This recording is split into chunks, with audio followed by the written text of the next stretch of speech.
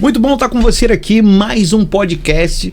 Já quero iniciar falando o seguinte: já curta, compartilha isso com o maior número de pessoas possíveis. Vai lá naquele grupo da família, compartilha esse conteúdo, é importante para todo mundo. E aí, comenta, nos ajuda comentando esse conteúdo que com certeza vai ser um divisor de água na sua vida.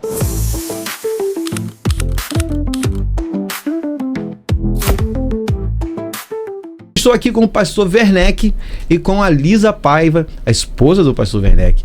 E nós vamos falar de assuntos assim muito importantíssimos. Tem um livro deles, né? Eles já fizeram outros livros, mas tem um livro aí que vai chegar, que olha, é forte o negócio. Mas antes de falarmos sobre isso, quero conhecer um pouco mais, quero conhecer a história do pastor Werneck, da Lisa, do casal. Pastor... É um prazer, né? A gente está aqui, é um prazer muito bom conhecer você aqui, conhecer o estúdio, conhecer o espaço, né? Nós recebemos esse convite, essa indicação através de um amigo também, que é o Alex. Um abraço aí pro Alex. Nós somos membros da Assembleia de Deus no Mutuá, pastor Adilson Farias, e estamos congregando já há algum tempo lá no Mutuá. E o nosso ministério, esse trabalho que a gente vai estar desenvolvendo, falando aqui, já soma mais de 35 anos.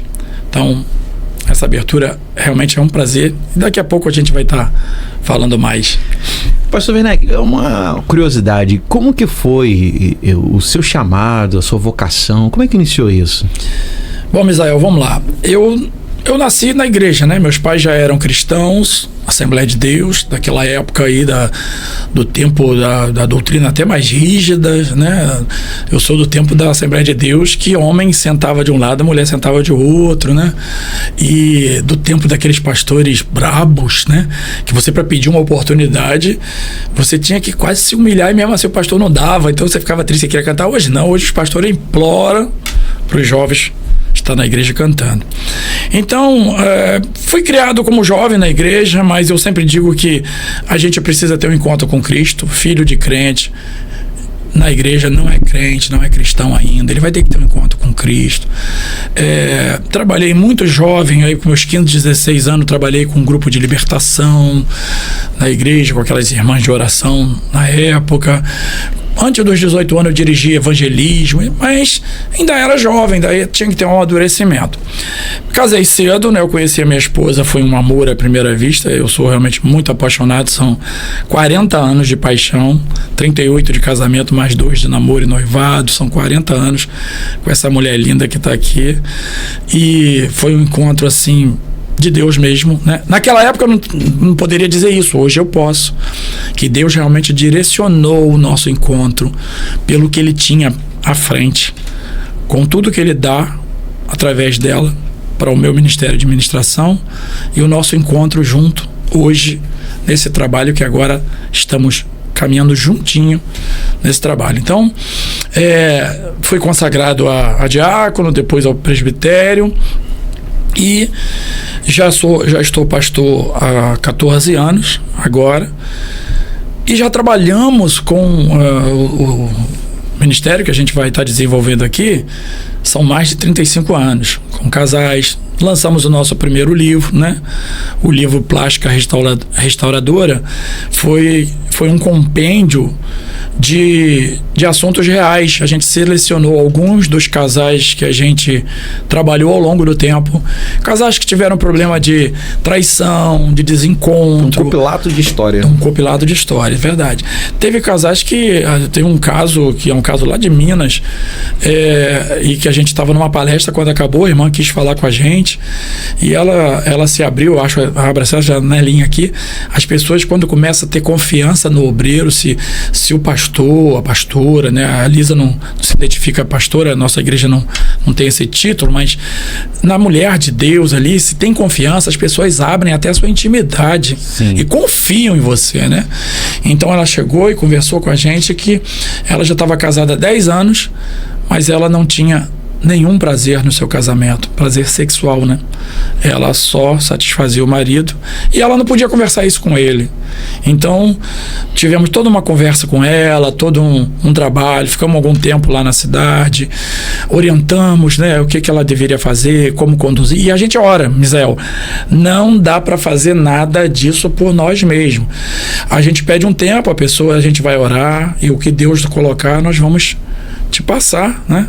Sim. Eu acho que era assim que os profetas também agiam. E aí eu quero, dentro do que o senhor está falando, né?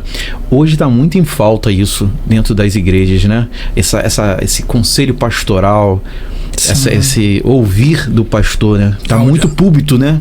Tá muito remédio de púlpito, né? Eu jogo e aí quem pegar, pegou, se sarou, e eu não sei para que eu tô falando, né? Tô falando, alguém vai falando e fica ali. Aí eu começo a ser um pouco coach, né? Começo a querer só falar palavras motivadoras, incentivadoras, que você vai vencer, mas sem tratar pessoas, né? Esse ouvir, a pessoa fala, olha, eu tô há tanto tempo assim, aí o pastor senta, conversa, ora, que é tão importante, né? Porque na maioria das vezes os pastores estão ficando cada vez mais acadêmicos e nada contra isso, mas esquece da parte espiritual, né? Da conexão que tem que ter com Deus para que os problemas sejam resolvidos também no nível espiritual, porque é o chamado, a vocação. Mas bem, antes da gente entrar, né, que o senhor já foi lá na frente, já foi lá na frente, mas eu queria ouvir a Lisa. Calma aí. Deixa eu voltar. Lisa, né? Eu fiquei com outro nome aqui na cabeça. Mas antes da gente voltar no assunto, gostaria de ouvir a Lisa Paiva. Me fala um pouquinho que o pastor foi lá na frente, mas me fala um pouquinho como é que foi esse encontro aí, para esse namoro, foi troca de olhar, como é que foi isso? Eu sou Lisa Paiva, estou feliz de estar aqui com o Misael, né, para dividir um pouco da nossa história, um pouco do conhecimento do que Deus tem nos dado, né. E eu me converti, né, como eu cheguei até o pastor Werneck, eu me converti aos meus 18 para 19 anos, né, quando eu conheci Jesus. Eu não vim de uma família evangélica. E quando eu conheci Jesus, né, eu costumo dizer que foi amor à primeira vista, né, porque eu tinha já desistido da vida, né. Quando eu conheço Jesus, né, ali eu me envolvo, né, totalmente nesse amor, e Jesus vem fazendo a diferença, mudando minha vida. E eu comecei então a frequentar uma igreja, né, através de uns amigos meus que estavam desviados, né, eu comecei a frequentar. E nesse frequentar, eu fui visitar a igreja que ele congregava, né. E quando eu cheguei lá, eu não nem pensava em namorar, eu estava ainda no processo assim, tão gostoso com Jesus, tão bom com Jesus, que eu não pensava, né, em me envolver naquele momento, né, em sentimentos, né, emocionalmente. E aí ele começou, né, ele disse que quando me viu a primeira vez, ele se apaixonou, e aí começou a investir, né, aí eu quando terminava o culto, subia no ônibus, ele subia no mesmo ônibus que eu, aí chegava próximo, começava a conversar, puxar assunto, e ali nós começamos a conversar, mas eu ainda não queria nada, né. E ali começou, né, nosso relacionamento. Ele foi me conquistando dia após dia, né, que eu achava ele meio imaturo, porque éramos da mesma idade, né, eu tava com 19 anos, ele também, então, só que eu achava ele muito imaturo, né, criado na igreja, né, aquele menino, né, e aí a gente começou a conversar, e ali Deus começou a fazer essa ligação entre mim e ele, e foi assim, foi uma coisa de Deus mesmo, né. Eu vim de uma vida que eu não acreditava no casamento. Eu achava casamento uma instituição falida, devido à minha mãe, né, ter casado 4 vezes, ficado viúva. Então eu não acreditava no casamento, e Deus ali provou para mim que era possível eu viver uma vida conjugal de felicidade. Aquilo tudo que eu não acreditava, Deus me provou diferente, né, colocou ele na minha vida, e até hoje nós temos essa ligação, né, esse amor, né, que até hoje nos impulsiona a ajudar outros casais, até mesmo outras famílias, filhos, né, e foi isso que nos fez, né, ficarmos juntos. Mas assim, o ponto que a senhora trouxe da questão de achar ele imaturo, talvez, assim, é só analisando um pouco, né? Não teria a ver com a questão da bagagem, da experiência, né? Porque quando o jovem cresce na igreja, eu falo porque eu cresci na igreja, né? Ele é mais maturo. A gente não tem as mesmas experiências, muita coisa no mundo a gente não viu, a gente não passou, então a gente acaba passando essa impressão, né? Sim, então, sim. Então... Não, hoje eu entendo isso, né? Hoje eu entendo isso, até eu, assim, lembrando, né, da fase que nós nos conhecemos, eu vejo que por eu, né, pela minha vida, eu ter me tornado madura muito cedo, pela vida que eu vinha vivendo, né, com meus pais divorciados, minha mãe, né, sempre trabalhando e ausente, então eu senti esse peso, então eu tinha que crescer mais rápido, né, e aí por isso que eu às vezes percebia nele aquela, digamos, nem dizer imaturo, né, mas meio que inocente, ingênuo, né? Assim, né? Então... às vezes eu me pego nisso, porque eu cresci na igreja, casei cedo, né? Relativamente cedo, né? E aí hoje eu me penso assim, cara, eu não tenho essa expertise que se tem... Quem vem do mundo, né? Que vem do mundo, né? E às vezes a gente se percebe nesse lugar, né? Sim, é verdade. Eu entendi, sim, o que você quis falar. E é nesse sentido que eu digo, né? Porque a minha vida foi totalmente diferente da dele, né? Embora ele foi criado com pai e mãe junto, embora ele teve essa ausência de pai presente, eu já tive ausência de pai totalmente mesmo. A ausência de pai presente, né? Só esclarecendo que é aquela fala que hoje você ouve muitos falar do órfão de pai vivo, né? Ela quer dizer assim, o meu pai estava em casa, mas ele era ausente, né? O dela era ausente e não estava em casa. Então, em ambos os casos, tanto o meu quanto o dela, os pais estavam ausentes. A Lisa, você falou da bagagem, a Lisa, ela se converte aí por volta dos 18, 19 anos, mas ela conta aí no seu testemunho a angústia que ela viveu, né? A separação, o divórcio, o abandono, o pai quando foi embora, deixou a mãe dela com 4 filhos para criar sozinha, né?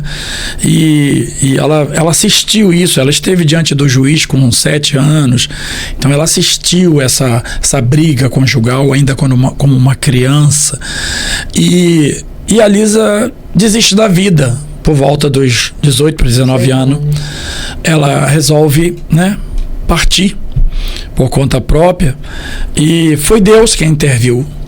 O Espírito Santo, né? Ela conta o seu testemunho, né? Que ela sentiu ser agarrada, né? Ela foi agarrada pela blusa e levada até a sala onde tinha uma Bíblia velhinha, empoeirada na sala, e ali Deus começa a falar com ela. Se não tiver essa ação do Espírito Santo, as pessoas vão chegar ao seu alvo que estava projetado. Agora, por que fez isso? Porque já tinham chamado, entendeu? Já tinham chamado. E aí eu recebi essa dádiva, né? Essa dádiva veio pra mim, entendeu? Por isso que eu sou apaixonado mesmo, porque Deus... Sua primeira missão pastoral, poxa, tava ali. Que isso, rapaz? Salomão escreveu assim, a mulher virtuosa, ele pergunta, né? Quem a achará? Mas quem acha, encontra a benevolência do Senhor e o favor do Senhor. Acha uma joia rara, a benevolência e o favor do Senhor. Então existe a mulher virtuosa, a gente só tem que estar em busca dela, e aí tem que falar com Deus mesmo, tem que pedir sempre ao Senhor. Mas aí, vamos lá, aí vocês casam, e em que momento esse ministério, essa vocação, ela se apresenta para vocês dois, e aí começa essa caminhada, essa trajetória? Então, eu vou deixar ela falar primeiro, porque como ela tem essa bagagem, você disse, eu quero que ela conte a visão de quem vem de fora, né? Porque assim, eu nunca aceitei Jesus, né? Assim, nunca deixa eu corrigir.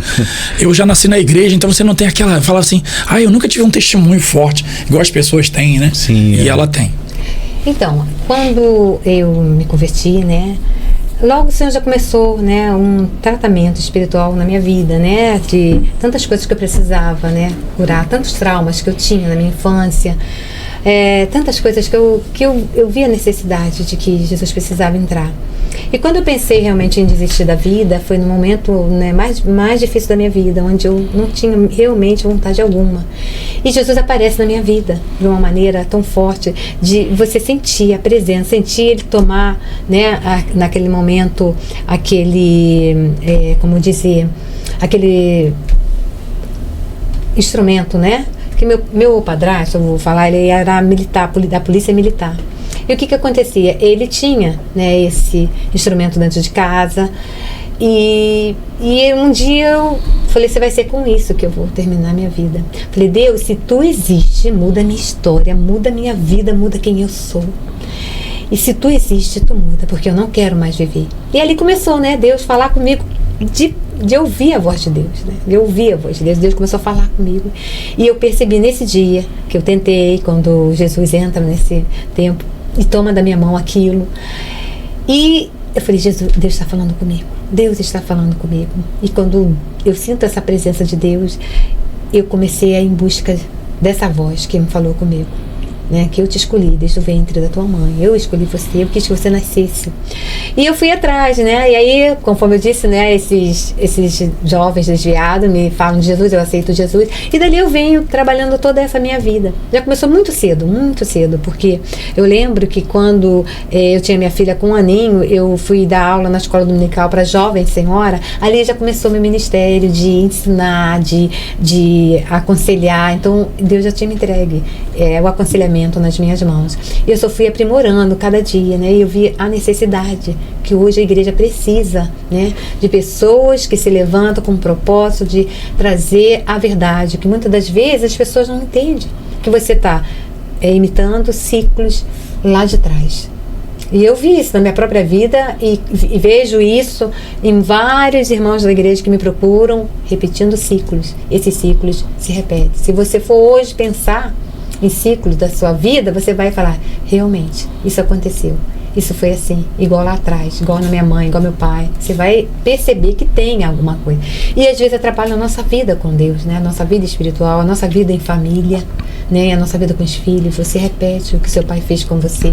Você repete o que sua mãe fez com você. Você sem querer, sem perceber, você está imitando esse mesmo ciclo. E aí nós começamos a desenvolver e começamos nosso ministério de pregar, de dar palestras a casais e os assuntos sempre foram os mesmos, né? Quando começamos a escrever esse livro, eram casais que vinham nos procurar com esses problemas e relataram tudo que passaram. Então, depois, logo em seguida, nós começamos a fazer entrevista, né, para fazer o segundo livro, e os assuntos sempre foram os mesmos, né?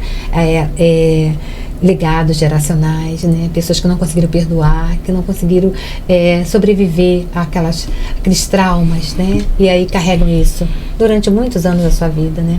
E se você for ver, se você for analisar, quando João Batista, né, ele vem, né, no espírito de Elias e no poder de Elias, porque Malaquias profetiza que João Batista vinha nascer e iria preparar o caminho de Jesus. E nesse preparar o caminho, ele fala para os pais se converterem aos corações dos filhos e os filhos se converterem aos corações dos pais, porque havia esse problema. Naquele momento ali, estava acontecendo esses problemas, né? E hoje que nós estamos vivendo, né?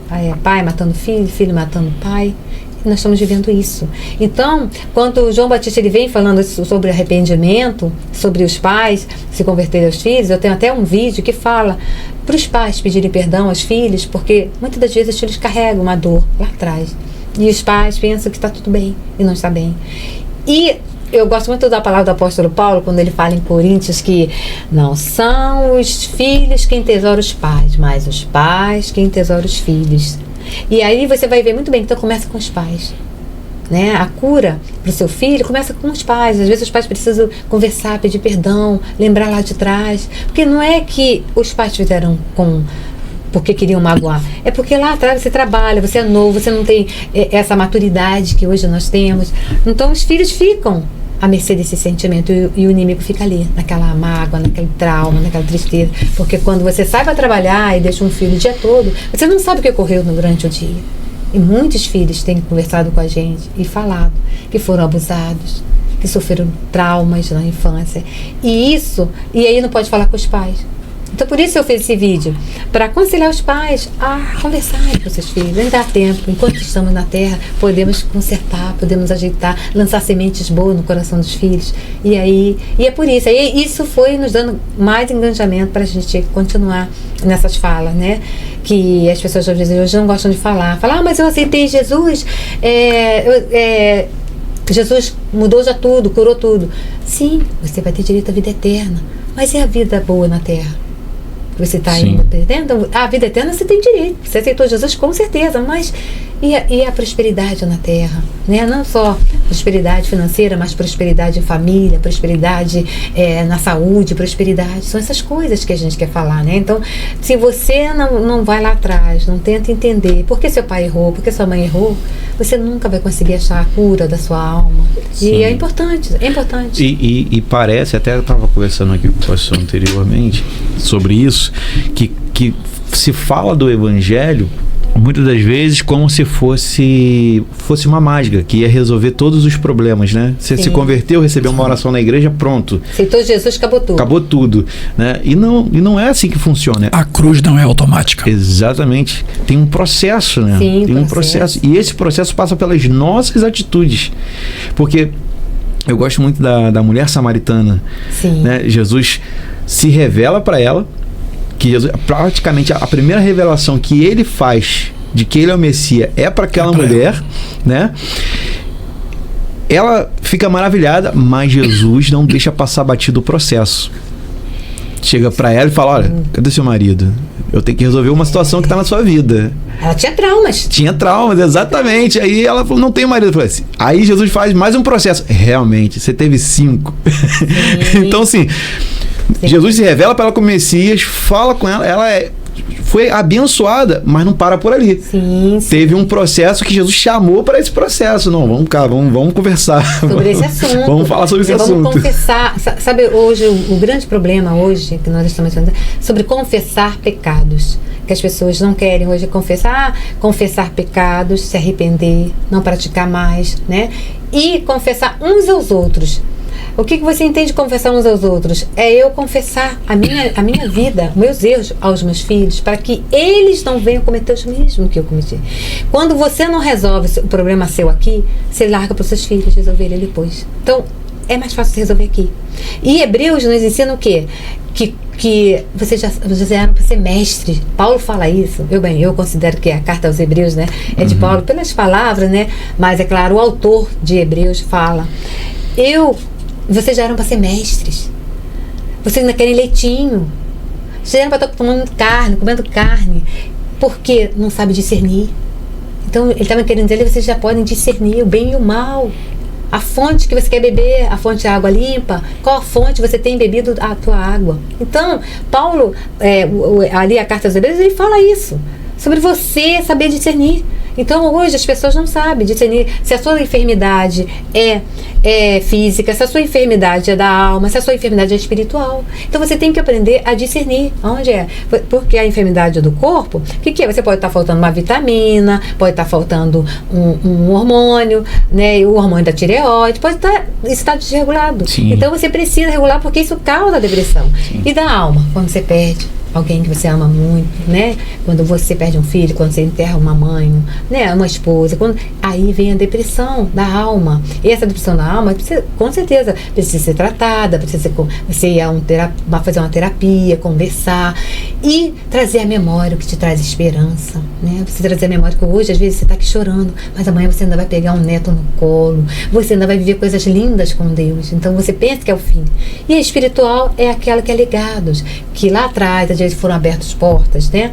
Eu conheço uma história que eu quero contar sobre uma mulher, ela já bem idosa na igreja, e ela guardava um segredo muitos anos, né? Ela lá atrás traiu seu marido, e aí o que aconteceu? O marido dela mata o amante e enterra no quintal. E esconde aquele segredo durante muitos anos da vida dela. Ela escondeu porque ele disse: se você contar, eu vou matar você. Se eu sair da prisão, eu mato você. E se você contar, todos vão saber o que você fez. Então ela prefere guardar. Então passou-se anos, aquela velhinha na igreja, sentadinha, né? Quem vai imaginar que guardava uma velhinha, né? Uma idosazinha guardava um segredo tão forte. E o que aconteceu quando chega na fase da neta dela, ela fica enferma, essa neta, e os médicos não sabiam qual a enfermidade, ela já estava partindo. E aí uma pastora veio conversar com ela e falou assim: tem algo que você precisa falar? Aí todos, a família reunida, né? Não, minha avó é uma santa, não tem. Aí ela balançou que eu tenho. Aí ela confessa isso. Você vê, ela confessou entre família. Então ela quebra ali aquele mal. E a neta dela é curada. Imediatamente a neta dela fica boa. A confissão, né? A confissão. Então, sobre isso. Porque existe coisas que 30% é da nossa família, né? Vem da nossa família, às vezes cometeu coisas lá atrás, né? Abortos, tantas coisas que às vezes você comete. E 70% é nosso, que a gente abre porta. Às vezes você abre porta, você, né, abre porta para um adultério, abre porta para fornicação, promiscuidade, seja o que for, você abre porta. E nesse abrir, você abre porta. Aí você fica com 100%, né? Vamos botar assim, de legados, né? E aí você vai deixar para quem isso? Para o seu filho. Para o seu filho. Se você não quer, para o filho, olha, isso aconteceu assim, assim. Eu me arrependi, confessei a Deus, não pratiquei mais. É isso, entendeu? É sobre isso que a gente fala. E é isso que temos visto muitas. Eu não estou falando de historinha, eu estou falando de pessoas que nos procuram, que estão desesperadas, e muitos já quase cometeu suicídio. Então a gente precisa falar de um assunto que muita gente não quer falar, né? E Jesus falou também, né? Jesus, quando chega lá no porto de quando aquele paralítico lá, né, tava tetraplégico lá, querendo ser jogado lá no poço, Jesus chega para ele e fala: o que quer que eu te faça? Ele: eu não consigo cair lá no poço, ninguém me joga, eu não consigo ser curado. E Jesus cura ele e fala para ele: vai e não peques mais, para que não te suceda o quê? Coisa pior. O que podia ser pior na vida daquele homem? O cara já era tetraplégico, não andava, não se mexia, né? Pior, né? E nós temos outro exemplo, a mulher encurvada, que 18 anos encurvada, o demônio estava ali na coluna dela. E ali ela ia na sinagoga todos os dias. E o sacerdote não viu que ela estava 18 anos e criticou Jesus por ter curado no sábado. Pode fazer isso, mas não no sábado. Então Jesus teve mais problemas com os religiosos do que com os demônios. Essa é a realidade, né? Do tanque de Betesda é até interessante, né? O foco dele não estava nem na cura, estava naquilo que ele achava que poderia curar. Tava no tanque, né? Sim. Porque Jesus fez uma pergunta óbvia, né? Sim. O que queres que eu te faça? Pô, é óbvio, né? Ele poderia falar assim: eu quero sair daqui, pô. Eu quero que você me jogue lá me ajuda a cair lá naquela água. O foco dele tava no tanque. Que geralmente as pessoas, às vezes, o foco tá no que é místico, não tá em Jesus. Sim. Sabe? Não tá em Jesus. No amuleto. Tá no amuleto, exatamente, né? E aí, falando sobre isso, né? Não falando sobre isso exatamente, né? Mas continuando nesse mesmo assunto, como é que foi... quando vocês casaram, já tinha noção de que o ministério ia ser esse, que a vocação ia ser esse, que o chamado era para esse, de libertação, de aconselhamento, ou teve desafios? Como é que vocês chegaram nesse viés? Não tinha essa visão, não. A gente, como você falou mesmo, a gente é muito jovem, a gente é bobo, né? Ainda mais o homem. O homem, ele demora a amadurecer. A mulher amadurece mais rápido, né? Uma menina de 16 anos não tem a cabeça de um garoto de 18. O menino é mais bobo, é mais fantasia, é mais testosterona, né? A mulher é mais centrada. Isso a gente tá falando pela média, né? Então, a gente não tinha essa visão de que iríamos ter esse ministério. Mas eu já vinha de um ministério de obreiro, né? De pregar. E ele gostava muito de missões, né? Então, sempre gostei de missões, né? Ele chegou para Bolívia, Peru. Eu já tinha meu pé mais atrás para missão, né? Então, aí esse ministério ele tinha e eu já não... E a chamada missionária, a missão envolvia o casal, né? E eu falava: amor, como é que vai ser? Eu fiquei um bom tempo na Bolívia, depois no Peru, e já tinham separado o espaço para eu ficar. Isso antes de ser casado? Não, casado. Casado. Tempo casado. Mas ela não tinha, amor, Deus não tocou em mim, eu não sinto assim. E nós já tínhamos os filhos, né? Estavam pequenininhos. E eu sempre tive uma paixão muito grande, né? Ainda continuo numa paixão por missões, por ganhar almas, né? Eu nunca fui de pregar sem ter frutos da pregação. Para mim, A pregação valiosa é aquela que ao menos uma alma se converteu e foi na frente. E não aquela alma que aceita todo o culto, né? Porque você tem gente na igreja que aceita todo o culto. Toda vez que você chamar, ele vai na frente, toda vez são as pessoas que estão no leitinho, que ela falou. Não tomaram posse, estão lá na igreja, virando. Não tomam posição, cara. O evangelho é de posição. São frequentadores profissionais. Frequentadores profissionais, é isso aí. Então a gente tem que tomar uma posição. Mas esse ministério veio cedo. Não veio de imediato, não veio realmente com o casamento, mas nós amadurecemos muito cedo, né? Mas isso foi um desafio? Porque o desafio maior, Misael, foi filho ter vindo muito cedo. O desafio foi casar num ano e 12 meses depois, o primeiro filho. Então a gente tá muito jovem. Você sabe que antigamente a Assembleia de Deus ela era contra, né? Você tomar qualquer... laqueadura, cirurgia. Sim. Era contra essas coisas. Anticoncepcionais. Então, isso aí, então... Era tabela, né? A tabela deu ruim. Isso mesmo. Então, ensinaram isso, né? Eu era nova convertida. Não vai, que o Espírito Santo vai ser contigo. Ajuda. O Espírito Santo mandou crescer, multiplicar e povoar a terra, se depender dele. Quando eu voltei da lua de mel, eu já estava grávida, né? Mas hoje eu glorifico a Deus porque foi bom, porque aí logo depois, né? Eu tentei de novo, né? Aí logo... A diferença dos meus filhos são 1 ano e meio, um do outro, né?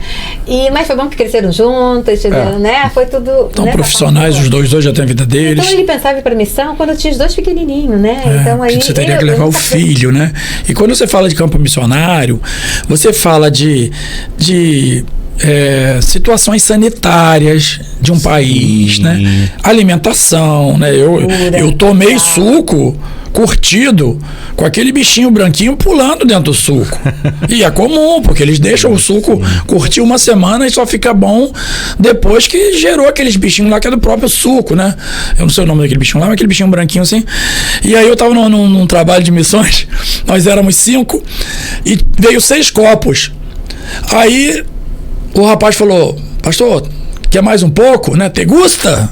Aí todo mundo me olhando, meus 4 companheiros me olhando. E ele guloso, o sexto copo que tá na bandeja é seu, porque você é o líder. Eu falei, por quê? Já viu o que tem dentro do copo? Quando eu olhei ali, que já... E eu tinha que tomar 2 copos, eles só tomaram 1, né? Então isso eu teria que envolver os filhos, malária, as enfermidades, né? Dos lugares, acondicionamento, hospedagem. No campo missionário, você vai ter que envolver tudo isso. Então, é um trabalho que tem que ter a chamada e não pode ser só um chamado. Tem que ser ambos, né? Mas chamados. Eu sempre apoiei a vida dele, sempre apoiei em todos. Mas deu alguma divergência no começo? Não tivemos divergência. Que bom. Sempre tivemos. O nosso casamento, a gente, com esse trabalho de casais, a gente diz que casamento é uma sociedade, é uma parceria.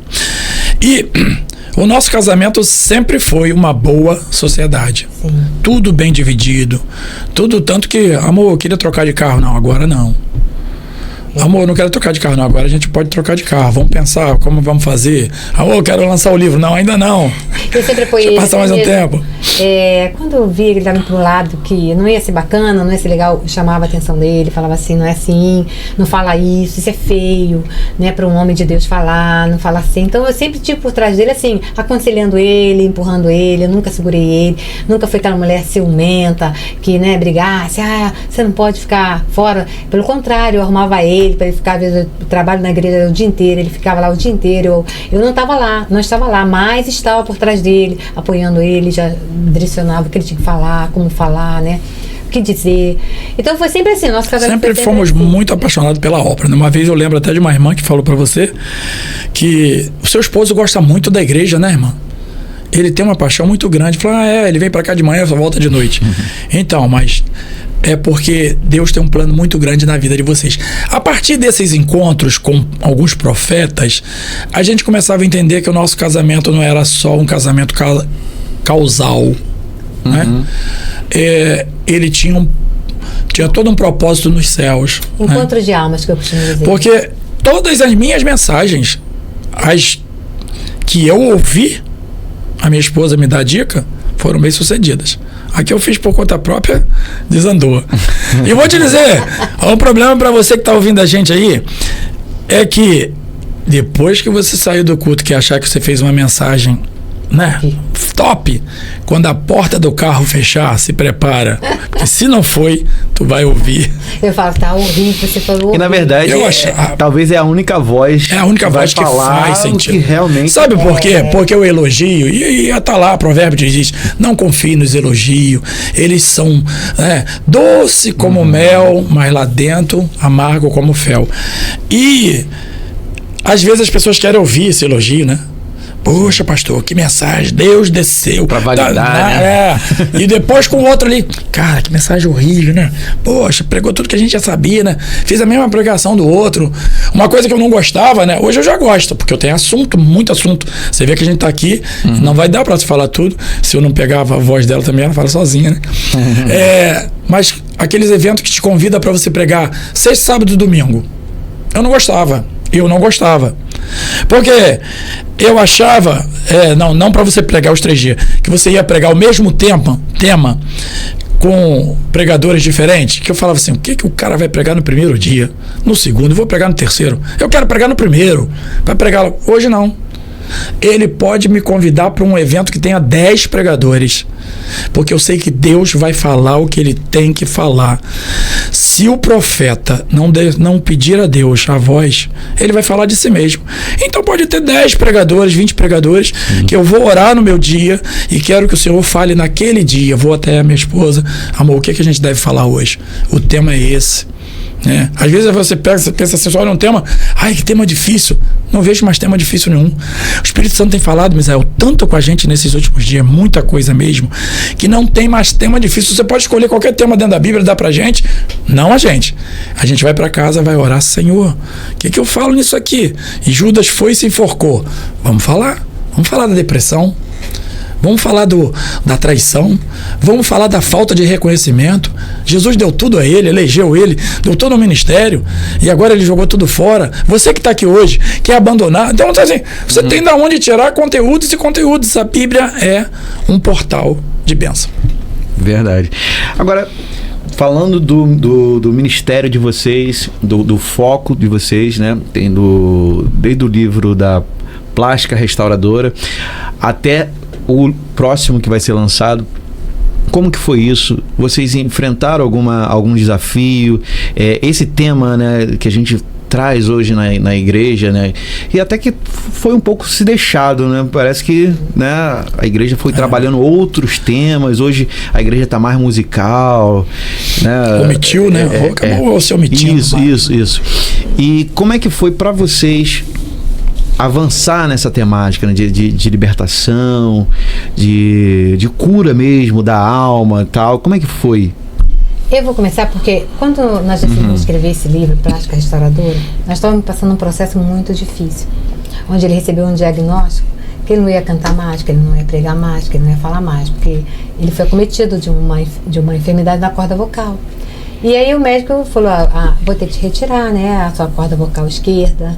E ali foi todo um processo. E nesse processo, né, na primeira peça, foi visto que ele estava comprometido. O médico falou, vou ter que retirar, porque pode isso crescer, né, se tornar maior, era um tumorzinho, podia... E ali ele começou a primeira cirurgia dele, né?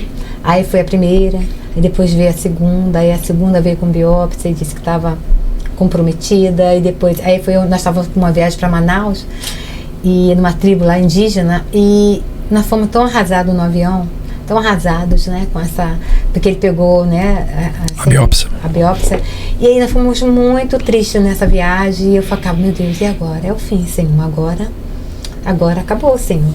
E fomos, né, fizemos o que tínhamos que fazer lá, aí retornamos, ele foi ao médico, vamos fazer a terceira cirurgia, e foi para a terceira, e eu comecei a orar ao Senhor, falar, Senhor, o que eu posso fazer para ajudar ele nesse processo todo? Existe alguma coisa que eu posso, né?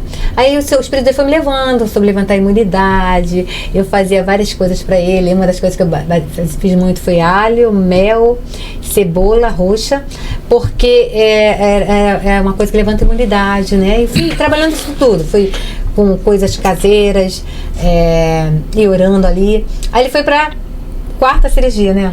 Nessa quarta cirurgia, aí a médica pediu que ele fizesse um procedimento de rádio. Foram 28 rádios só no local. E aí eu conversando com ele, e nós já estávamos há 4 anos com essa médica, a mesma médica. Aí eu falei assim, meu filho, vamos mudar de médico, vamos ver o que outro médico fala. E aí nós decidimos, né, mudar, e esse médico olhou os exames. Nesse último exame, para honra e glória do nome do Senhor, já deu negativo, não tinha mais nada comprometendo, nada. E o médico foi e falou assim, olha, Werneck, eu acho que se você quiser fazer essa rádio, você faz, porque, né, a sua médica anterior pediu para fazer, mas eu acho que não tem necessidade. Aí eu falei assim, bem, eu vou orar, vou perguntar se for de Deus, né, porque era um tratamento caro, e se o plano iria liberar, né, o plano de saúde. E o plano liberou, então eu falei, então vamos fazer. Nós fizemos, mas aí já estava, graças a Deus, já estava tudo, né. E aí, nesse meio tempo que ele achou que eu não ia falar mais, não ia cantar, que ele gostava de cantar, louvores, nesse tempo, ele falou assim, bem, então eu vou escrever, já que eu não vou poder mais falar. Então vamos escrever. Foi daí que nasceu Plástica Restauradora, né? Porque daí a gente começou a pensar, então já que né, ele falou que não ia mais falar, e aí nós começamos esse livro. E aí ele continua, graça para honra e glória do nome do Senhor. Ele ainda continua falando, canta, não canta mais com aquela voz linda, mas canta, né? O livro, ele levou quase 12 anos de escrita, né? Não porque demorou muito tempo a ser escrito, mas porque o meu processo de enfermidade começou em 2012. Nós já tínhamos algumas coisas relatadas de alguns casais que a gente já tinha tratado, vivenciado, e muita coisa boa, né? Teve essa de Minas, anos depois, manda uma mensagem pra gente que estava grávida, né? Tinha um nenenzinho. E isso é uma felicidade, vitórias que você conta daquela pessoa que voltou para casa, que já estava decidida a sair, né? Então isso é Deus. E aí a gente tinha esses relatos. Então começamos a escrever. 12, 13, 14, eu ainda estava operando. E 2019 para 20 veio a pandemia, né? Nesse período a gente já estava com o livro todo pronto, todo rascunhado, 160 páginas de assunto, e cada hora ainda tinha mais assunto para botar. E aí o editor falou, pastor, vamos botar o livro para fora. Eu falei, mas agora a igreja está fechada, e ninguém sabia se ia voltar, né? Vou te dizer, se alguém disser que sabia que ia voltar, porque aquele momento foi crucial, foi assim, apocalipse está começando a acontecer, né? E aí a gente botou o livro para fora nesse período, quase 12 anos depois que começou a primeira escrita. Sim. Tem sido uma bênção. Ele tá na 3ª edição, né? A minha neta tem 6 anos, esse dia ela perguntou, vovô, por que você falou que era a 3ª edição? Ah, porque quando um livro é bom, você vai ver pelas edições. Ele já teve a primeira vez, segunda vez, terceira vez. Então, se você olhar aqui, ó, se o livro tiver 10 edições, ai, que sonho. Um livro com 10 edições é porque ele espalhou, né? Foi muito bem quisto. Então, tá na 3ª edição e agora tá chegando ao Além do Espelho. Mas aí, voltando lá, vocês tiveram um desafio por esse ministério, por trabalhar nesse ministério, já que hoje o viés das igrejas não está dentro, ou melhor, não está, estou generalizando muito, mas na maioria das vezes ela não está dentro desse olhar, né?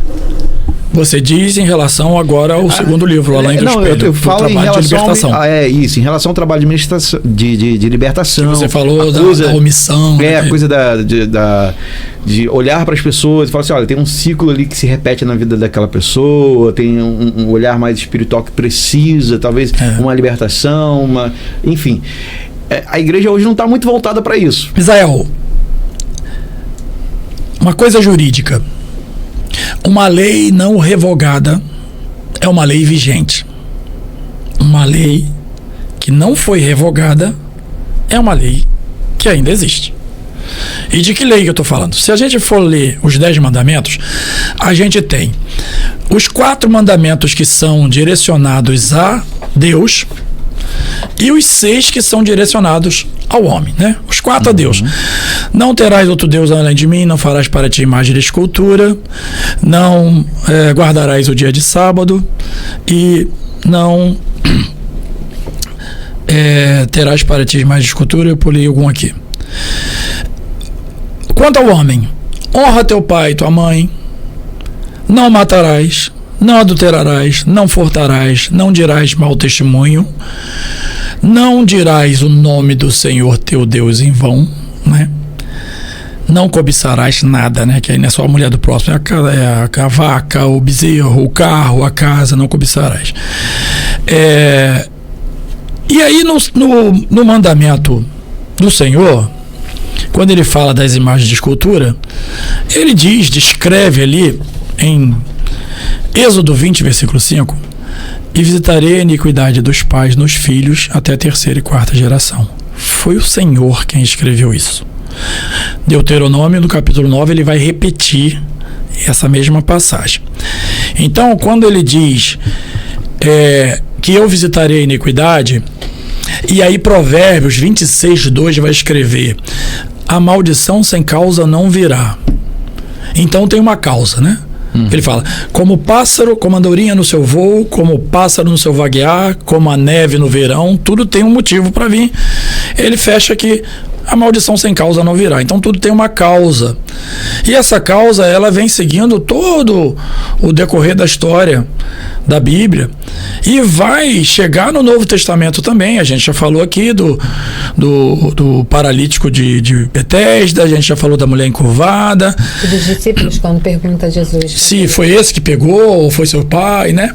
Mas tem uma passagem em Atos, no capítulo 24, 14, quando Paulo está diante de Félix, governador, levado por Ananias, o sacerdote Tértulo.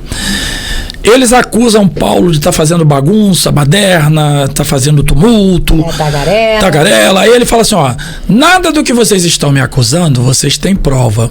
Agora, eu tenho prova do que eu estou falando. Eu confesso aqui que eu sirvo a Deus dos nossos pais e acredito em todas as coisas que foram pregadas pelos antigos profetas. Então ele está dizendo que tudo que está pregado, eu acredito. Tivemos desafio? Tivemos e temos. E vamos ter. Até com o encontro de casais a gente tem desafio. Tem pessoas que não querem falar sobre isso. Não querem ministrar sobre isso. É aquela coisa de cada um por si, Deus por todos. Eu vou te dizer uma coisa. Eu acho que no outro casal que eu fiz, vocês palestraram. Olha aí, gente, já tá se entregando agora. Agora que eu tô olhando, assim, eu também, falou isso, será, eu falei assim, não sei. Foi do pastor Edson de Assis. Foi. Foi. Eu falei, Misael, você não tem. Rapaz, já rodamos muito aí. Mas olha, veja bem, o que a gente agora pode aproveitar até esse gancho? Porque os encontros casais são fechados. Você está tão envolvido lá na temática do evento, da sexta, do sábado, que o palestrante entra, ministra e sai. Não tem como você guardar. Salvo se você conhecer ele. Você pode ter gostado, ele falou a palestra do perdão, ele falou da harmonia conjugal, ele falou da harmonia sexual, né? Ele falou sobre os filhos, porque tem vários temas no Encontro de Casais. E você gostou da palestra, mas você não lembra quem é. Talvez depois já encontramos muitos filhos, assim, né? Que a gente tem muitos filhos por aí, né? Poxa, pastor, meu primeiro encontro de casal foi com o senhor lá em Caxias, lá em Teresópolis, lá em Espírito Santo. Poxa, a gente já rodou muito. Quando você tem um propósito, quando você tem um foco, vale a pena, porque você passar pela vida sem fazer nada para Cristo, como é que você vai chegar diante do Senhor? Verdade. Como é que você vai chegar diante do Senhor? De que maneira você vai estar, né? Seu coração, suas mãos. Eu sempre costumo dizer assim, se você está com o coração puro, com as mãos limpas, como é que você vai chegar? Jesus está voltando. Não temos mais tempo a perder com coisinhas pequenas, com briguinhas, né, laterais. Nós temos que olhar para o alto, porque Cristo está voltando, né? Eu costumo dizer assim, se você não está se preparando, se prepare. Começa a mudança na sua vida. Sabe, o milagre começa com você, comigo, com você que está aí, sabe? O milagre começa com a gente, não é com o outro, que muitas das vezes as pessoas estão esperando o milagre do outro. Não, o outro tem que mudar, não é você que tem que mudar. Você tem que mudar aí na sua casa, o jeito de falar, o jeito de ser, o jeito de andar. Às vezes somos tão agressivos com os filhos, falamos tantas palavras pesadas com os filhos. Quantos filhos estão doentes? Precisa que você cure.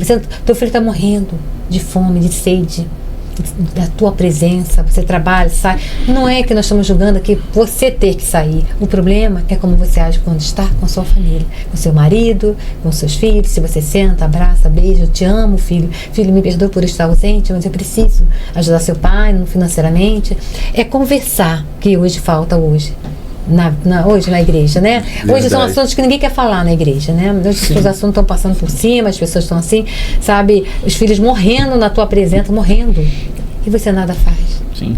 Foi o que eu falei, né? As pessoas querem ficar do púlpito soltando só palavras e acham que aquilo ali vai ser vai suficiente. Ser o suficiente. E não é, né? Você tem que ir, às vezes, mais profundo, tem que conversar, enfim. Mas assim, vou insistir, Vai. Vocês encontraram desafios com pares, pastores, esposa de pastores, dentro da temática que vocês abordam, que vocês trabalham, pastores que muitas vezes não querem trabalhar com esse tipo de tema e às vezes soltam uma crítica, falam alguma coisa. Vocês passaram por isso? Ou passam por isso de alguma forma? Por que não passamos por essa temática nesse assunto? Sim. Porque nós sempre ficamos pegando leve. Porque a gente sabia que, né, às vezes tem ministério que não aceita, né? Então a gente sempre pegou leve nesse particular. Então a gente sempre foi devagar. Só agora Deus, assim, realmente nos impulsionou de uma maneira assim, sabe? Eu em casa, Deus começou a falar comigo através de sonhos, o Espírito de Deus começou a falar enfaticamente sobre esse assunto, sabe? Falando isso pra mim, me levantar. Porque ele sempre esteve na frente dos trabalhos, ele sempre teve, né? E aí, dessa vez, o Senhor falou pra mim, você vai deixar até quando ele sozinho? Até quando você vai deixar ele sozinho, de frente de batalha? Aí eu falei assim, aí foi nesse momento que então eu não sei como será, né, minha vida daqui pra frente, mas tá na mão de Deus, entendeu? Eu não sei como será, mas hoje eu penso em ajudar pessoas, e são as pessoas que nos procuram. Sim. E nos buscam, sabe? Não somos nós, assim, eu não faço assim, um trabalho hoje, fazer um trabalho aqui de libertação, não. Nós trabalhamos assim, pessoa a pessoa. Às vezes a pessoa chega na igreja, termina o culto e fala, eu tô passando por isso, me ajuda. Há pouco tempo nós conversamos com um rapaz na igreja, ele procurou para falar com a gente, ele falou assim, eu tô passando por um problema. E eu estava conversando com uma irmã, um assunto também relacionado a casamento, e ele pegou, né, um pouquinho dessa conversa e ele pediu também ajuda. Ele falou, você pode ir na minha casa pra gente conversar? Eu preciso muito, eu tô passando por um momento muito difícil, divórcio, filhos, e fomos, né? Quantas horas mais ou menos a gente ficou na casa dele? Umas 3 horas. Ele confessou pecados, ele se abriu conosco, sabe? Ele confessou ali a vida dele e falou, né, que ele já tinha desistido da vida também. Então, um momento que, então, esses momentos, que nós não fazemos assim trabalhos assim, vamos fazer não, é sobre isso, é sobre as pessoas nos procurarem. A história desse rapaz está no Além do Espelho. Esse tipo de assunto, de obra que vai acontecendo. Exatamente. Não há nada programado. Exatamente. Algo voltado para uma questão financeira que, enfim, que alguns tendem a fazer, né? Não vamos fazer uma quebra, digamos, uma quebra de maldição. Não, nem temos isso. Que no final e você não quebra nada. A maldição é que te quebra. Você não quebra a maldição nenhuma. Esquece isso. Muito boa. E eu quero só responder rapidamente a sua pergunta. A gente ainda não teve nenhum impasse, porque a gente está respeitando muito, até mesmo essa forma de falar. A gente dá a introdução, a gente pede que as pessoas entrem em contato conosco. Se alguém está vendo isso acontecer na vida, esse rapaz que ela acabou de contar, ele pediu só uma audição oitiva, né? Oitiva em sindicância, no meu trabalho a gente tem muito sindicância oitiva. Eu vou ouvir o seu lado na história. E hoje os ministros não querem ouvir as pessoas. As pessoas, a Dilson falou isso com a gente da agora, as pessoas querem ser ouvidas, gente, ouvidas. As pessoas estão passando dores, estão com marcas, estão com traumas, estão sofrendo na alma, né? Tá lá dentro, elas não falam, sorri, se arruma, bota um perfume, vai bonitinho pra igreja, ou bonitinha pra igreja, mas na verdade elas estão enfermas. Sim. E estão enfermas cantando louvor. Quem tá triste ora, quem tá alegre canta. Tem gente triste cantando. Sim. Tem gente dirigindo o departamento com problema. Marido bate nela, marido violenta, né? Marido não liga para ela, é um ausente dentro de casa. As pessoas agora se comunicam com o celular, dentro da sala para a cozinha, mandam uma mensagem.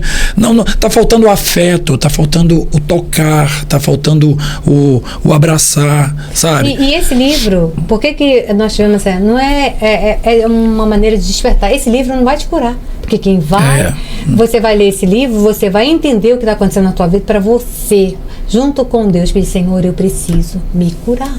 eu preciso perdoar lá atrás meu pai, minha mãe, eu preciso, assim, aquela pessoa que abusou. Senhor, eu preciso. Esse livro é para te despertar, para que você, orientar você a buscar a sua cura, a buscar seu tratamento com Jesus, com o Espírito Santo, que tem. Ele cura, ele liberta, ele tira tudo dentro de você de uma maneira suave.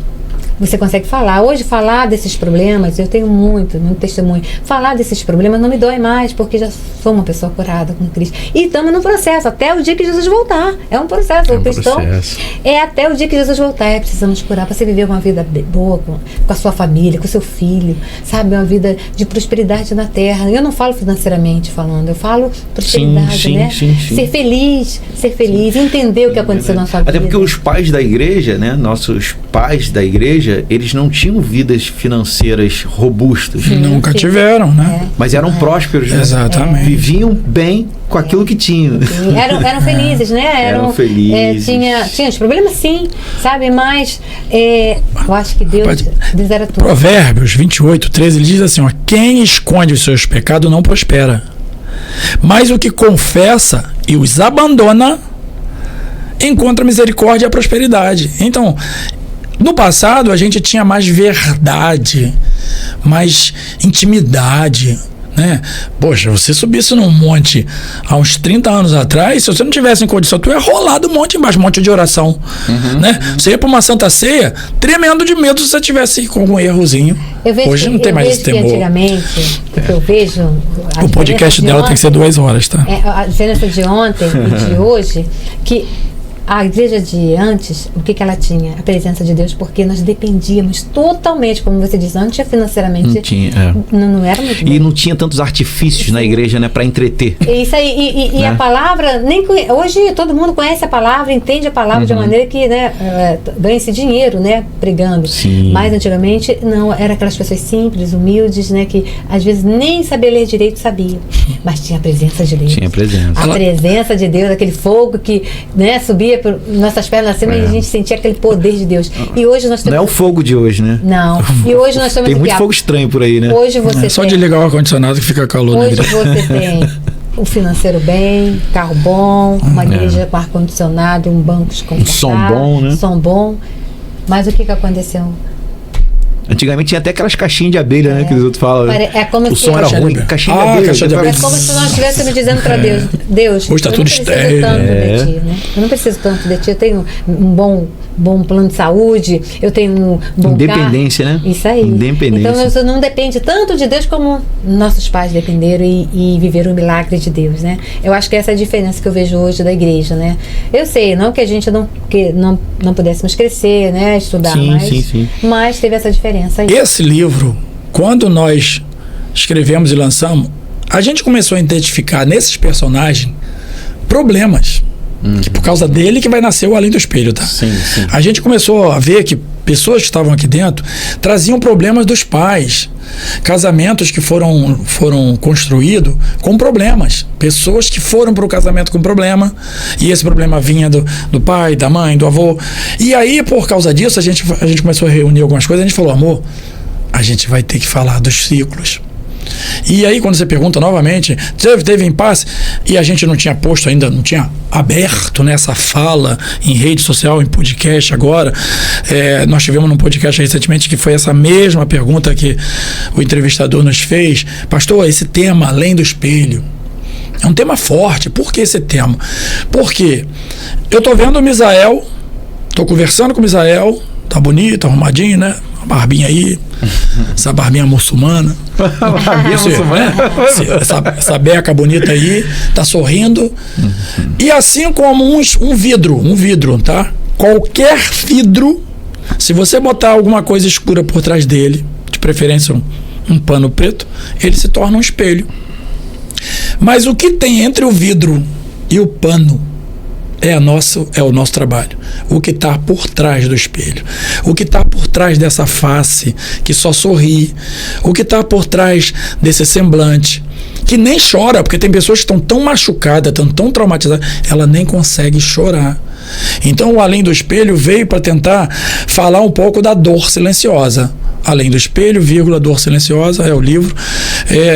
Nós temos uma mulher que a gente entrevistou, que ela estava com câncer e ela vai falecer, mas aquele marido maltratava muito aquela mulher, 3 filhos homem, os filhos nunca perceberam, ela conseguiu levar o casamento, cuidar dos filhos, e no final da sua vida, quando já estava para partir, ela chama os filhos e pede que eles prometam a ela que eles sempre tratem bem as esposas. Só fede isso.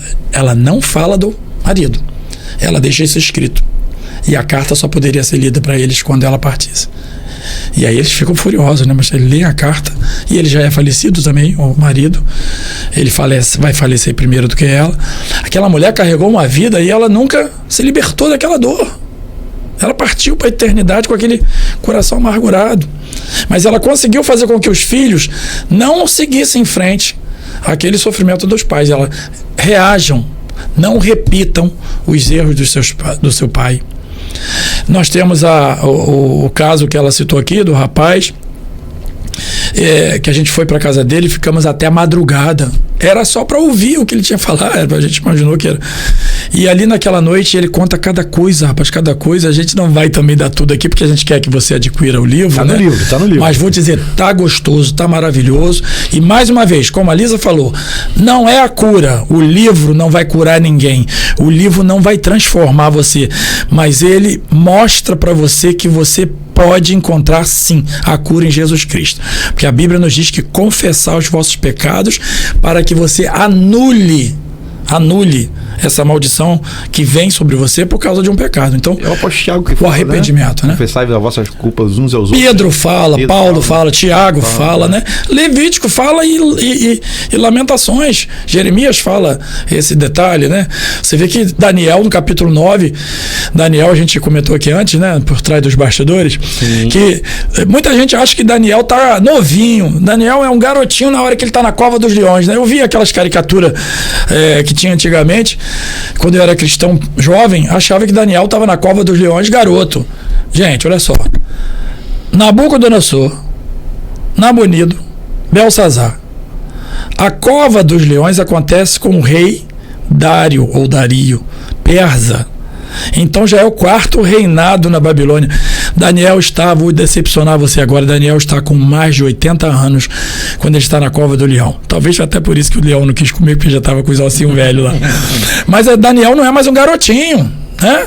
E Daniel pega o livro, no capítulo 9, ele pega assim, me vi lendo o livro de Jeremias, e fui ler por que nós estamos na Babilônia, por que nós viemos para cá, se a gente teme ao Senhor, se eu estou aqui, se eu não uso o manjar dos reis, as coisas profanas, né? Por que eu estou aqui? Ele vai entender que existia coisas prevaricadas do passado e que Deus estava dizendo, os vossos filhos vão responder pelos vossos pais, até que alguém sente e resolva dizer, Senhor, nós nos arrependemos do pecado. É Lamentações que fala. O profeta diz, os nossos pais pecaram e já morreram, não estão mais aqui, e a carga deles está sobre nós. O que nós temos que fazer? Confessar. A confissão de pecado é que atrai, que anula essa multidão de pecado. E as pessoas que vêm... Essa confissão, assim, já te cortando, mas essa confissão, ela é a cura porque ela anula o seu hábito, né? Sim. Sim. Anula o seu hábito, o hábito da continuidade. A partir do momento que você coloca para fora, sim, você também corta aquele ciclo que está ali na continuidade. Né? Você admite, você reconhece. Precisa mudar, o que você precisa parar com isso, que vai estar trazendo malefícios para sua vida, tanto espiritual como na saúde. Sim, sim. Você aceitou já? Eu aceitei Jesus. Ok, você aceitou Jesus? Eu falei que a cruz não é automática. Você aceitou Jesus? Seguiu os mandamentos, vai para o céu. Mas a vida na terra, a vida vai ser ruim. O próprio rei Davi, ele falou, enquanto eu me calei, pecado, né, eu senti paz, meus ossos, né, eu não conseguia dormir à noite. Um homem que era segundo o coração de Deus, que teve tudo aquilo de Deus, chegar no final da vida, Nenhuma vítima conseguia aquecer os pés, não tinha ninguém para estar ao lado dele. Por quê? Porque ele teve Natan aí. Era só que eu queria finalizar quando você pergunta sobre por que nós começamos isso agora. Porque é bacana você ver Natan teve coragem, né? Chegou lá e pá pro rei. Mas é que chegar a botar a cara hoje para falar algumas verdades é difícil. Por isso que a gente não tem. Ainda mais hoje, numa sociedade que está querendo ser tão acolhedora, né? Acolhedora dos erros, né? E justificando os erros das pessoas, né? Não, isso aí. Não, vamos incluir. Você sofreu lá, porque você. Mas se aceite. A Bíblia fala que não terei o culpado por inocente. Exatamente. E em outras palavras, Natan disse assim: meu rei, Deus vai continuar fazendo com você tudo o que ele prometeu, mas a espada nunca se apartará da sua casa. Davi, como rei, foi um rei excelente, maravilhoso, mas como pai ele foi um fracasso. Ele deixou os filhos fazer o que quiseram. O Absalão ficou 4 anos, 2 anos Absalão estava na casa do avô, ele nunca foi lá procurar saber o filho. Aí quando Joabe mata o filho, meu filho Absalão, meu filho, não, procure agora, você tem que perdoar, irmão, perdoe imediatamente, para com isso, rompe isso, tá sem falar com o filho, tá sem falar com a mãe. Escreveram pra gente no canal, uma mulher, os meus filhos sempre mentiram, muito mentiram, e eu não suportei, não dei confiança, mandei todo mundo embora e não quero vê-los, não quero perdoá-los. Quem tá sofrendo? E é mentira, Misael. É uma coisa tão antiga e tão destruidora. Abraão mentiu, Isaac mentiu, Jacó mentiu. Os filhos dele, né? E aí os filhos mentiram. Vai terminar onde? Onde que vai romper? Né? Jacó, ele vai finalizar, mas a sequência ainda passou para os filhos. Jacó vai falar assim: Senhor, eu não saio daqui se não te me abençoar, fiz tudo errado. Jacó fez uma coisa pesada, rapaz. Jacó amaldiçoou a própria esposa sem saber. Já viu isso? Não, né? Vou te falar, não é heresia, não é Bíblia. Labão tá procurando as estátuas dele, os ídolos. Raquel tinha pego. Eu acho que ela pensou que queria levar, não sei se como ídolo, se ela queria vender, não sei, ela pegou. E aí, Labão chega com: alguém pegou, alguém roubou minhas estátuas. E aí Jacó, cadê? Quem foi? Não estava com ninguém. Tá com ela tá sentada em cima das estátuas, no cavalo, tá lá na Bíblia isso. E ela alega que ela está no ciclo da mulher e por isso ela não pode levantar. O pai entende. O que Jacó vai dizer? Amaldiçoado seja aquele que pegou as estátuas do meu sogro. Que morra. Quem vai morrer? Raquel. Ela não vai conhecer Benjamim. Jacó vai embora e nunca mais. José vai embora e ela não viu, não vai amamentar, não vai ter um neto.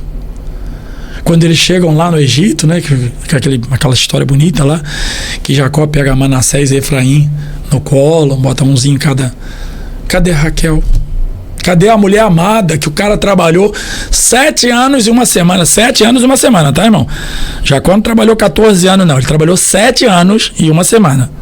Porque quando ele trabalhou 7 anos e deram a Lia lá, que ele não queria, trabalha, fica uma semana, cumpre a semana dessa que eu te dou, Raquel, e aí você vai trabalhar para mim mais 7 anos. Então, vamos ler a Bíblia direitinho lá, né? Então, o cara trabalhou 7 anos e recebeu a esposa errada, ficou mais uma semana e teve que ficar os 14 anos preso lá com Jacó, com Labão, por amor àquela mulher. Essa mulher que depois, ao sair daquela prisão que ele estava. E por que ele estava nessa prisão? Olha só, o troço estende, né? Por que ele está nessa prisão? Porque Rebeca, lá atrás, quando Deus falou que tinha duas nações dentro dela, Rebeca escolhe mais um do que o outro, né? Aí paparica Jacó. Jacó devia estar com uns quase 40 anos, ela dando tudo na boquinha de Jacó. Não deixa o cara, deixa o teu filho sair, irmão, deixa o filho viver. Filho tem proteção demais que a gente dá. Ela fez tudo, enganou, juntou com Jacó para enganar o pai, né? Para tirar a primogenitura do irmão. Depois o que ela fez? Ela teve que mandar ele embora. Misael, ela mandou o filho amado, que ela protegeu, que ela cuidou, que ela queria tudo, teve que mandar ele embora para a terra dos filhos, dos parentes, e nunca mais ela vai ver o filho, não vai ver os netos. Não pegou um neto. Eu sou apaixonado pelos meus netos, netos e netas, né? E nunca pegou um neto no colo. Olha, a mesma coisa vai acontecer com Raquel. Cara, impressionante. Nenhum deles, os 3 patriarcas mentiram. E só aqui, na finalização de José, é que você vai encontrar o desfecho disso. Quanta geração? 4. E aí, o ciclo se repete, né? Porque Israel é terrível. Mas, além do espelho, a gente preparou uma seleção de coisas bacana. É um compilado. É um compilado de fatos reais. Detalhe importante: são todos evangélicos. Todos os exemplos, personagens que estão, não tem ninguém do mundo. Só foi pegar lá na favela, foi pegar lá na vida promíscua, foi pegar lá dentro do bordel, na bebida, na maconha. Não. Dentro da igreja. E pessoas que estão muitos anos servindo ao Senhor. Um caso de um jovem que não deveria causar estranheza, né? Porque a gente pegar lá em Coríntios, o apóstolo Paulo já chama a atenção deles para os problemas reais que estavam acontecendo na igreja. Sim, é o que eu falei, e apesar de ter dons espirituais e tudo, né? E eles voltaram a praticar tudo de errado de novo dentro da igreja. E aí, quando o Paulo fala para eles, né? Você já devia ser mestre. Isso é muito bacana. Muito bacana, é um assunto que realmente a gente espera voltar aqui. Sim. Mas fechando no livro. Então, voltar aqui pra gente fazer o lançamento do livro. Hoje foi só um resumo do pastor Werneck com a sua esposa Lisa, das histórias, falou um pouquinho sobre o livro Plástica Restauradora na Vida 2 para o Além do Espelho, e no próximo episódio a gente já vai falar só sobre o Além do Espelho. Perfeitamente. Foi muito forte. O Plástica, ele está em todas as plataformas digitais como e-book, tá? Amazon, Apple, Kovo, Toca, toda a plataforma que você gostar aí, você acha lá o Plástica Restauradora na Vida 2. Agora, ele ainda tem físico, né? Se alguém quiser, só entrar nos nossos canais, né? No canal aí do... Qual o Instagram? Passa o Instagram. O Instagram é Restauração A2 .oficial. Restauração sem tio e sem ser cedilha, e escrito, 2 escrito, não número. Então, Restauração A2 .oficial. É o mesmo endereço do TikTok. Restauração A2 .oficial. No Facebook, Restauração A2. E no YouTube, Além do Espelho. Além do Espelho é o nome do livro. Além do Espelho .oficial. Então são 4 plataformas. O Instagram a gente gosta mais, né? Porque tem uma... Não sei porque as pessoas hoje já estão gostando mais de algumas plataformas do que outra, mas as mesmas coisas a gente coloca nas 4 plataformas. Então, repetindo, porque é um nome grande, né? Restauração A2. Vai estar na tela, vamos colocar aqui na tela. Então beleza. Então, entra lá, gente, segue a gente. Eu sei que às vezes isso é chato, beça, porque as pessoas ficam, né? Me segue aí e tal. Mas esse é o Instagram do pastor Werneck? O pastor Werneck da Lisa. Só nós dois. Tá. Se você quiser saber mais desse assunto, quiser falar com a gente, se você está se sentindo dentro de um ciclo repetitivo, né? Isso também é importante. Se você está se sentindo passando por isso, está vendo que você está repetindo as coisas do seu pai, da sua mãe, fatos ocorridos dentro da família, né? Tem termos que a gente não pode citar aqui, mas se você quiser falar com a gente, escrever pra gente, por favor, pode conversar, gente. Sei que nossa agenda é grande, nossa vida é agitada, mas a gente tem sempre um tempinho para você. Eu tento responder todo mundo que escreve nas plataformas. Quiser mandar pra gente, não quiser mandar lá nos comentários, manda na mensagem no direct, né? Nosso e-mail é fácil, né? Nosso e-mail vai estar aqui na tela também, mas é Werneck Lisa junto, @gmail. Escreve pra gente e a gente dá uma orientação para vocês. Felizes de estar com vocês, muito feliz mesmo, que Deus abençoe através, né, do que nós conversamos aqui, que Deus possa estar falando com vocês, né, que o Espírito Santo trabalhe seu coração, sua alma, sua mente, porque é importante você aproveitar uma vida boa ainda na Terra, ainda há tempo para você mudar, viu? Que Deus abençoe. E eu agradeço a presença de vocês, a você que está nos assistindo, que chegou até aqui esse momento. Se você esqueceu de curtir até agora, pelo amor de Deus, hein? Já curte, coloca o seu comentário aí e compartilhe com os amigos, família, o pessoal da sua igreja, compartilhe aí. Se quiser levar o pastor Werneck lá e a sua esposa Lisa, entra lá no direct lá, que ele falou. Sim, eu coloco meu número aqui, não tem problema não. Se quiser. Número também, pastor? Pode. Então, aí ó, vai encontrar. Agenda corrida, mas ele vai. E eu quero deixar uma frase, a bênção arâmica para você. Vai ficar aqui postado, abençoando inclusive aqui o podcast. Moisés chamou Arão e disse: quando você for abençoar alguém, você vai dizer isso. E Varrecefá Adonai vice-meleha, e ae Adonai panaveleha vice-lerá, Shalom. Que o Senhor te abençoe e te guarde. Que o Senhor faça resplandecer o seu rosto sobre ti e tenha misericórdia de ti. Que o Senhor sobre ti levante o seu rosto e te dê a paz.